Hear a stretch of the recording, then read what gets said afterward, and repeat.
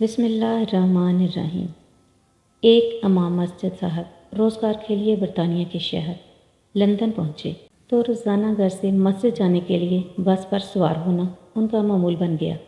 London پہنچنے کے ہفتوں بعد لگے بندے وقت اور ایک ہی روٹ پر بسوں میں سفر کرتے ہوئے کئی بار ایسا ہوا کہ بس بھی وہی ہوتی تھی اور بس کا ڈرائیور بھی وہی ہوتا تھا۔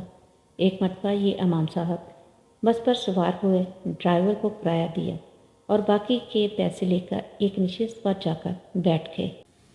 ڈرائیور کے دیے ہوئے باقی کے پیسے جیب میں ڈالنے سے قبل دیکھتے تو پتہ چلا کہ 20 پاؤنڈ زیادہ آ گئے ہیں۔ امام صاحب سوچ میں پڑ گئے، پھر اپنے آپ سے کہا کہ یہ 20 پاؤنڈ بس وہ اترتے ہی ڈرائیور کو واپس کر دیں گے کیونکہ یہ ان کا حق نہیں بنتے۔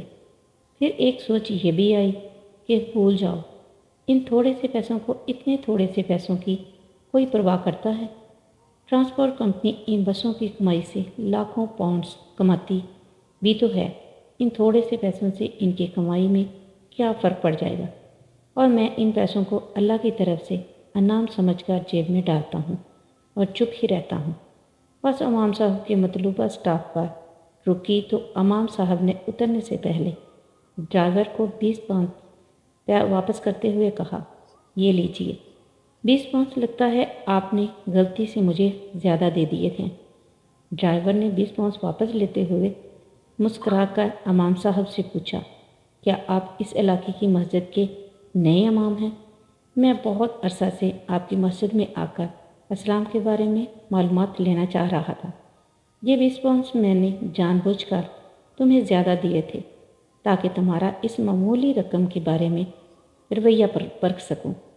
اور امام صاحب جیسے ہی بس سے نیچے اترا، انہیں ایسا لگا جیسے ان کی ٹانگوں سے جان نکل گرنے سے بچنے کے لیے ایک کھمبے کا سہارا لیا، آسمان کی طرف موڑ روتے ہوئے دعا کی، یا اللہ مجھے معاف کر دینا، میں ابھی اسلام کو 20 پاؤنڈ میں بیچنے لگا تھا۔ یاد رکھیے کہ بعض اوقات لوگ صرف قرآن پڑھ کر اسلام کے بارے میں جانتے ہیں، یا غیر مسلم ہم مسلمانوں کو دیکھ کر اسلام کا تصور باندھتے ہیں۔ ہم سب کو دوسروں کے لیے ایک اچھی مثال ہونا چاہیے اور ہمیشہ اپنے معاملات میں سچے اور کھرے بھی۔ امید کرتی ہوں آپ کو کہانی اچھی لگی ہوگی۔ سب کمنٹس کر کے لازمی بتانا کہ آپ کو کہانی کیسی لگی۔ اگر مزید اور کہانیاں سننا چاہتے ہیں تو کمنٹس میں بتائیں اور میرے چینل کو سبسکرائب کر لیں۔ شکریہ۔ اللہ حافظ۔